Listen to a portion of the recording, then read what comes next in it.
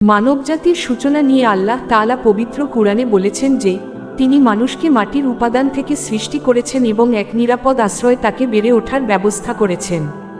আকাশের নক্ষত্ররাজি দিয়ে তিনি যেমন পৃথিবীকে সুশোভিত করেছেন, তেমনি সেগুলাকে করেছেন অপশক্তির হাত থেকে রক্ষার মাধ্যম। হযরত আদম এবং হাওয়া এর জীবনের একটি বিশেষ পর্যায় নিয়ে ইতিহাসে একটি বর্ণনা পাওয়া যায়। বলা হয়, প্রথম দিকে হাওয়া এর কোনো সন্তানই পৃথিবীতে আসার পর বেশি দিন বেঁচে থাকত না।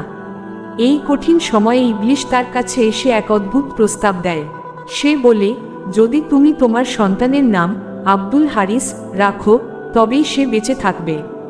শোকাতুর মনে হাওয়া সন্তানের মায়া ত্যাগ করতে না পেরে ইবলিসের কথামতো ওই নাম রাখলে সন্তানটি বেঁচে যায়।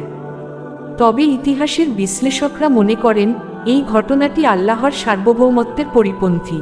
আদম ও হাওয়া ছিলেন মানবজাতির আদি পিতা মাতা, যাদের মাধ্যমেই পৃথিবী জুড়ে মানুষের বংশ বিস্তার হওয়ার কথা ছিল। তাই সন্তান না বাঁচার এই যুক্তিটি অনেক বিশেষজ্ঞই গ্রহণ করেননি এবং এই বিশেষ বর্ণনাটিকে তারা দুর্বল বা ত্রুটিযুক্ত বলে মনে করেন। হযরত আদম এর জীবনে এক বড় শোকের অধ্যায় ছিল তার পুত্র হাবিলের মৃত্যু। সেই শোক কাটিয়ে উঠতে আল্লাহ তাআলা তাকে আর একটি পুত্র সন্তান দান করেন। শীষ শব্দের অর্থ হল আল্লাহর দান। হাবিলের বিয়োগ ব্যথার পর এই সন্তানটি ছিল আদম ও হাওয়া এর জন্য এক মহান উপহার। শীষ বড় হওয়ার পর আল্লাহ তাকে নবুয়াতের মর্যাদা দান করেন। আবু জার এর এক বর্ণনা মতে আল্লাহ তাআলা মোট 104টি আসমানি সহিফা পুস্তিকা নাজিল করেছিলেন, যার মধ্যে 50টিই ছিল হযরত শীষ এর ওপর।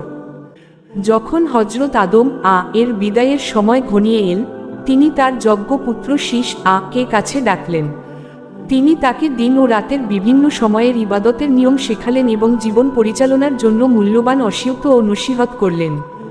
এমনকি ভবিষ্যতে পৃথিবীতে যে মহাপ্লাবন বা তুফান সংঘটিত হবে, সেই আগাম সতর্কবার্তাও তিনি শীষ কে জানিয়ে দিয়েছিলেন। পিতার মৃত্যুর পর শীষ অত্যন্ত নিষ্ঠার সাথে তার দায়িত্ব পালন করেন। পরবর্তীতে তিনি তার নিজের পুত্র আনুশের হাতে নেতৃত্বের দায়িত্ব অর্পণ করে পৃথিবী থেকে বিদায় নেন। এভাবেই বংশপরম্পরায় পৃথিবীতে আল্লাহর দ্বীন ও সঠিক পথের প্রচার চলতে থাকে।